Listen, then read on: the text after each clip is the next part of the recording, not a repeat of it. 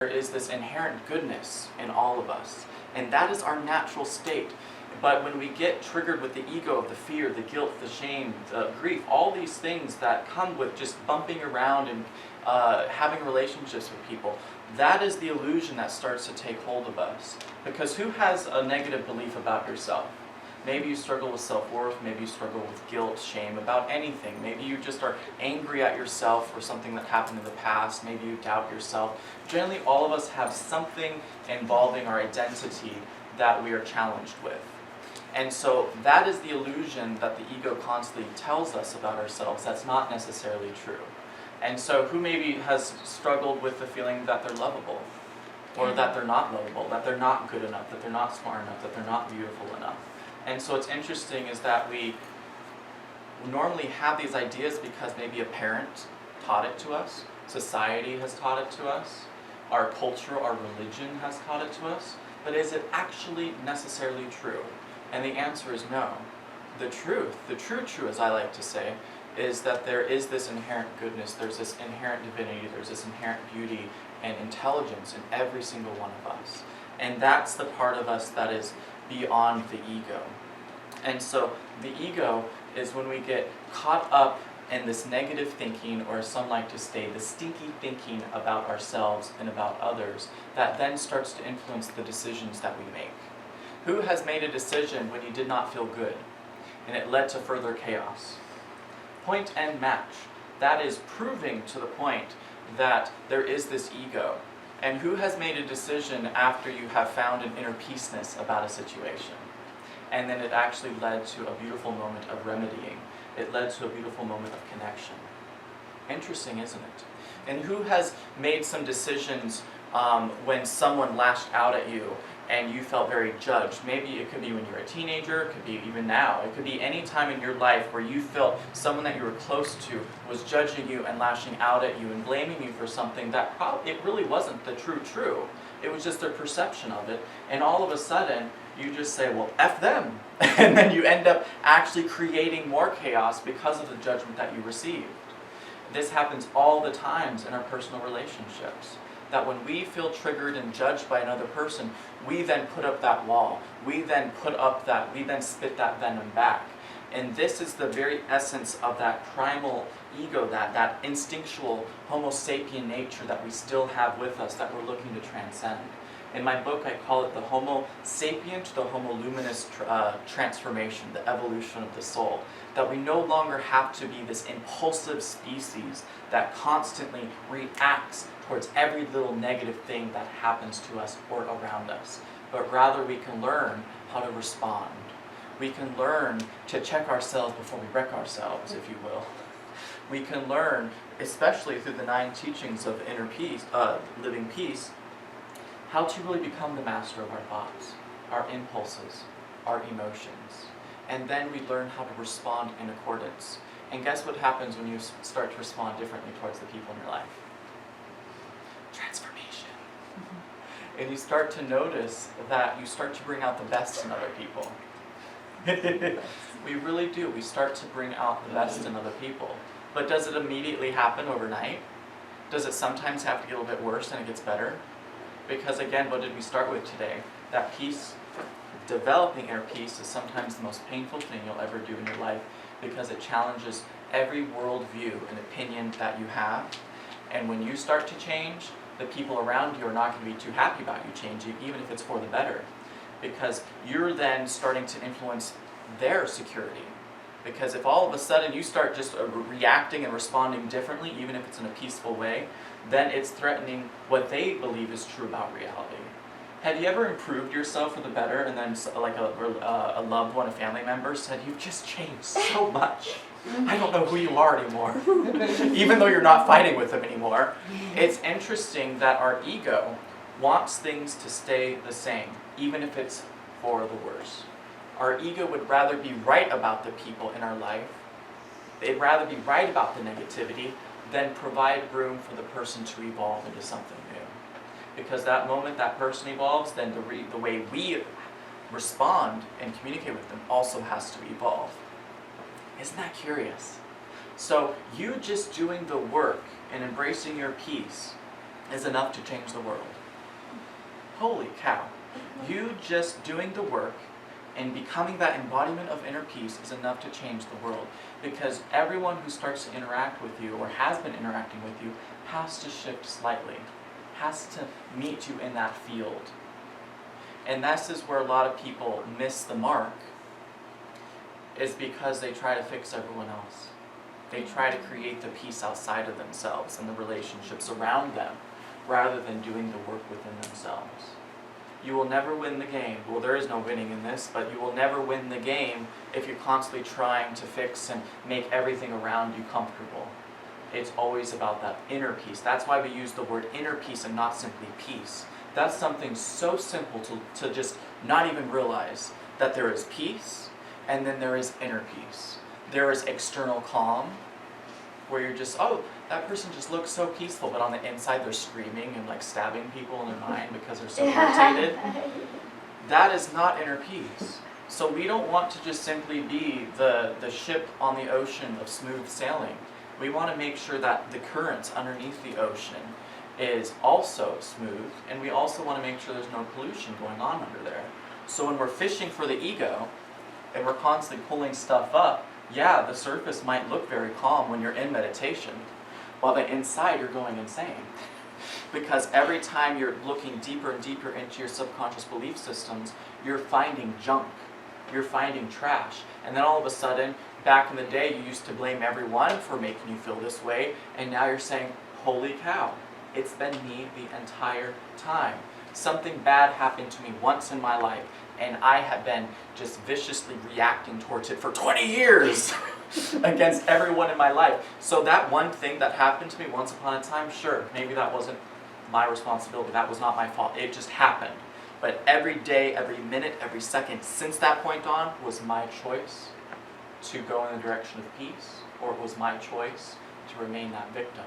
It was my choice to blame others, rather than take responsibility of saying, shit happens. Now what? Write that down. That's your first thing to write down today. Shit happens. Now what? Does that make sense? It is so simply Zen, it's amazing. But that's really what it is. Now what? Now what is the essence of personal power? The choice that we all have every second of every day to make a different choice in a different direction. Every single day, there is oodles, infinite amount of different directions that we can go in. The different direction we drive to work, the different direction how we say something kind to someone instead of judgmental towards someone. Something different that we can eat, something different that we can study, something different that we can wear, something different. But ironically enough, we're creatures of habit, and we do the same shit, different day, continuously. And that's going to go eventually into the third thing we're going to be talking about. So I want to share a story. I want to share a story about a dream I had. Some of you have already read this, but it was actually, the dream was taking place in this room, about this amount of people, and there were about 20 of us, and we were in a circle. And it was such a beautiful circle, because everyone was talking about forgiveness and how they found acceptance in their life and how they let go and how they were just able to find their inner peace. But I noticed while I was facilitating the circle, there was someone in the corner, or someone in the corner. There are no corners in circles, Alaric. But metaphorically speaking, someone in the corner was just kind of fuming. I could see that she was in analysis paralysis. She was just kind of caught in her mind.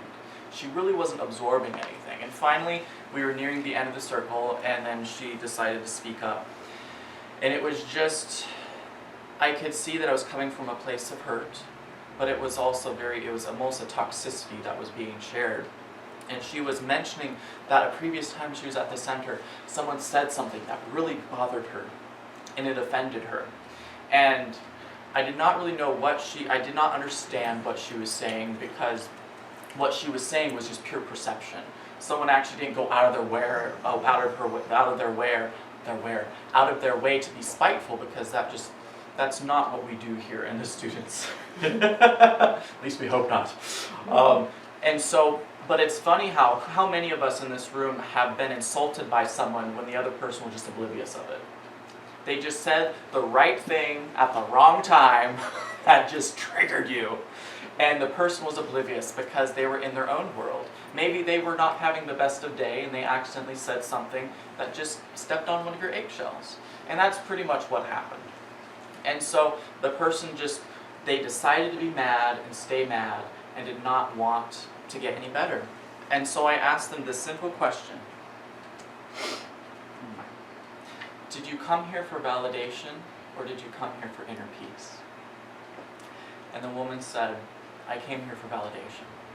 All she wanted to do, she even paid that $15. She paid the $15 to come here and discredit us. You are not a place of healing.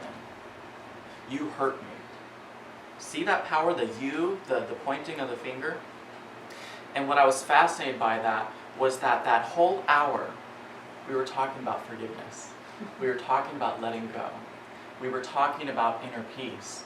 And had she been not seeking validation, had she been seeking connection and healing, that whole hour would have actually evaporated that whole illusion that she was even offended to begin with.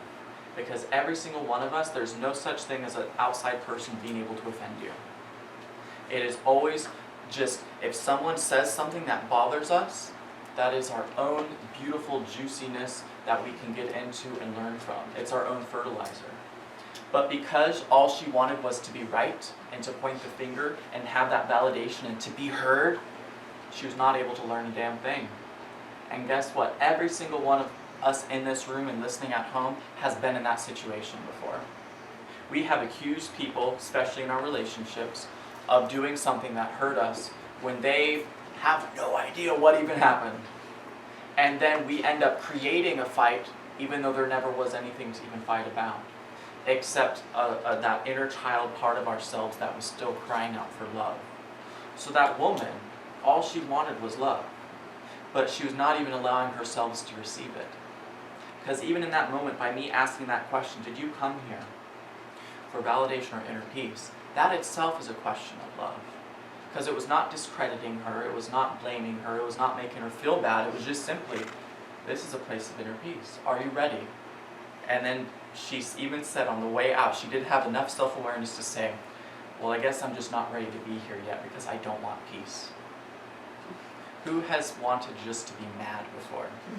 And when someone gave you a solution, you're just like, I don't want a solution, I want to be mad. And they burn up the solution. That is the ego we're all looking to rise above. That is the essence of the ego, and that is our self-sabotaging ego that keeps us from having peace and harmony in our life. We have to want peace more than being right. And that's why we brought up the duality, because there really is no right or wrong. There is no good or bad. And if you can remove this idea that someone is right and someone is wrong in a situation, then you can start to work towards saying, there's not peace right now.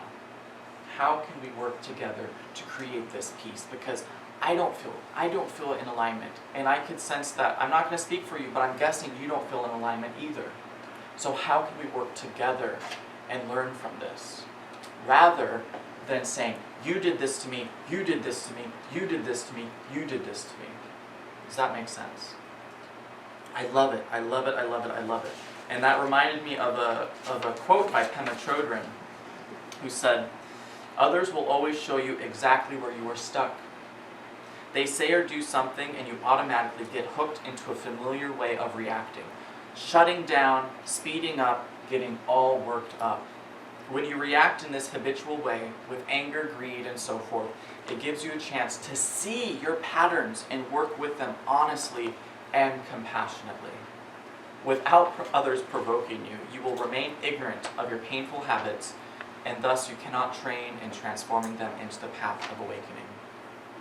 So the next time you get triggered, rather than shutting down or speeding up or getting worked up, say thank you. Write that down. Thank the people in your life that triggered you. But that is the very essence of this work, and why I loved having that dream. Because I have worked with so many souls from this point. We've almost been open for a decade now. And there's been many people who've come in here, like that woman, and just remained and they just wanted the validation of their pain, but they weren't actually interested in inner peace. So ask yourself that on a daily basis, today, and whatever conflict I might be chewing on. Do I want to be validated, or do I actually want inner peace? And if you're not yet ready for inner peace, that's okay. But at least own it. You can at least own it and not blame. Because that's your responsibility, to do the work or not do the work. So that is step number 1, ego and self-sabotage. The second one is relationships and self-sabotage. How we sabotage our relationships. And this is something some of you may have noticed as well, that I shared in a blog. And it goes along the lines of, have you ever punished someone for being in a bad mood? How our bad moods literally become the essence of how we punish those around us. And this is perfectly building on what we just talked about. Because something outside of you triggers you, it hurts you. And all of a sudden, you get into that mode of thinking, you become passive-aggressive. Who's done passive-aggressiveness before? Or maybe you've done the opposite of just pure aggression. Why do we do that? Angela-san, why do we do aggression or passive aggression? What is the goal there? It's to punish. Why do we punish? Pay attention because we feel slighted, hurt, not listened to. We just have some kind of judgment about how that person made us feel. Yeah. We feel pain. We are wounded. And rather than acknowledging that we're wounded, we just want to make the other person feel the same amount of pain that we just had. We want them to know what it's like. And that's that ego, that's that inner ego that we're doing subconsciously. If you have ever lost your temper and spoken in a brash way to someone, that is the ego wanting them to just either shut up or shut down, and them to know what it's like. And even to this day, I notice that still every now and then it will rise up within me. And maybe even it may not even be on a personal level. You could even just be turning on the news and getting worked up. And you want to shout at the person. Maybe you're viewing someone as being ignorant and they're not understanding. And you want to shout because you feel hurt by something they're saying. You feel hurt by humanity. Humanity itself is hurting that you're observing. So it doesn't have to necessarily be on a personal level. You could be tapping into the collective energy. Maybe you see a dog being hurt. Maybe you see a child being hurt. Maybe you see just a group of people being hurt, and it hurts you. You're feeling that hurt. And then it causes you to want to lash out at the abusers. Why does that not help things? That does not help things because all we're doing is perpetuating the pain. Because guess what? We've said this many times here before. Only individuals in pain will cause pain to others. Who's felt that before? When you have been in your most egotistical manner of being upset, infuriated, depressed, it could be at either end of the spectrum. It changes how you speak to others, doesn't it? It really does. You have a lot less patience. You have a lot less patience, and it's going to come out. And then it's going to somehow shift that relationship that you're having with this individual. And then, if they're not in alignment with the teachings, what are they going to do? They're going to throw it right back at you. And it just becomes this perpetual pain-throwing contest to whose pain is more righteous, whose pain is more validated, whose pain is more real. I see this constantly in relationships, and even in family units. It is so fascinating that the people that we do this the most to are our loved ones. And this is the thing that will transform society when we stop doing it. But why is it so difficult to stop doing it? Because we have to sit with it. And the next time someone outside of you is throwing that pain at you, this is where we're going to be going into our third step. We have to have the consciousness, the conscious awareness enough to hold space for them. To realize that the reason why they're yelling at me is because they care deeply. The reason why they're yelling, throwing a tantrum, causing some form of mental or emotional abuse is that inside their soul there is this pain. And maybe they have never learned how to actually love. Maybe they have never actually learned how to communicate. Does that make sense? And so, but here's a society, anytime someone's out of alignment, we punish them. We have been taught from a young age that when someone misbehaves, you punish them. And then when you become an adult, you start punishing your spouse whenever they're out of alignment. They're not a child to punish. And even children, when you punish them, when they're out of alignment, what ends up happening is that they only further get out of alignment. Yeah, they might stop talking and stop poking their sister, but all of a sudden, now in that silence, resentment is being built up. And then there's this conflict that starts to rise between the siblings even more. You punished one but not the other. I'm the bad one.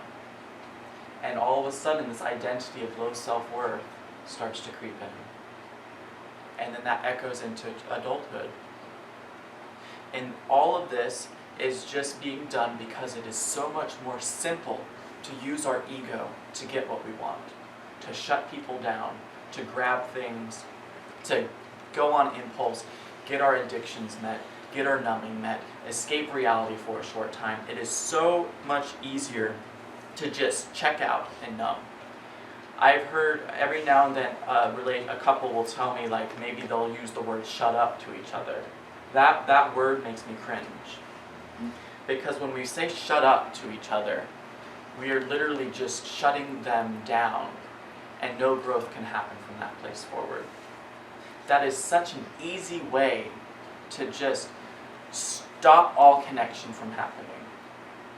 And it's kind of like with raising children. Sometimes parents will tell a child to shut up. Or they'll just simply say, well, the child will say, why can't I do that? Well, it's bad.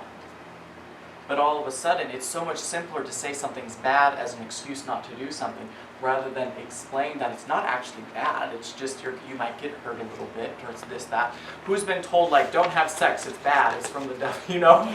That was like our whole sex prevention thing. And then years later go by, and all of a sudden, you're intimate for the first time, this beautiful moment, and you feel shame. You feel guilt. If you're Catholic, maybe you go and prayed afterwards. How it's so curious that the very essence of beauty and soul connection, this is a perfect example, beauty and soul connection becomes the very thing that is sinful and bad and outside of God. And how does that then shift your belief system to then think that you're not worthy? Do you see how the ego and societal, as we have created these institutions of ego, that we trap people? And then all of a sudden, we're trapped, and then we start teaching it to the next generation without even knowing it. And we do it to our spouses, we do it to our partners. Isn't that curious? Do you see how all these things start to weave together that then creates this way in which we're punishing each other constantly? Every time we don't feel good, we are punishing another person by giving them a cold shoulder, by not having patience, by saying something that we know will hurt their feelings. It is so curious. Rather than meditating like little Zen monks, 20 minutes every morning, and saying, I'm going to cultivate mindfulness today. And when I notice I'm getting triggered, I'm going to ask questions. Maybe I'll hold my tongue for a little bit and breathe a little bit, and then come back and revisit the situation. And simply say, this triggered me today.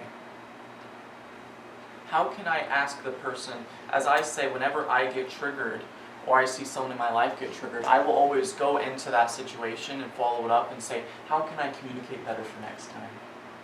How can I communicate better for next time?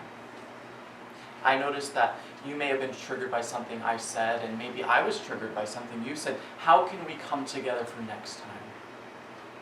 Isn't that a beautiful thing? That right there, I tell you what, if you can practice that every minute of every day, you will start to really enjoy your relationships a lot more, because you're going to be constantly growing in them, rather than shutting down.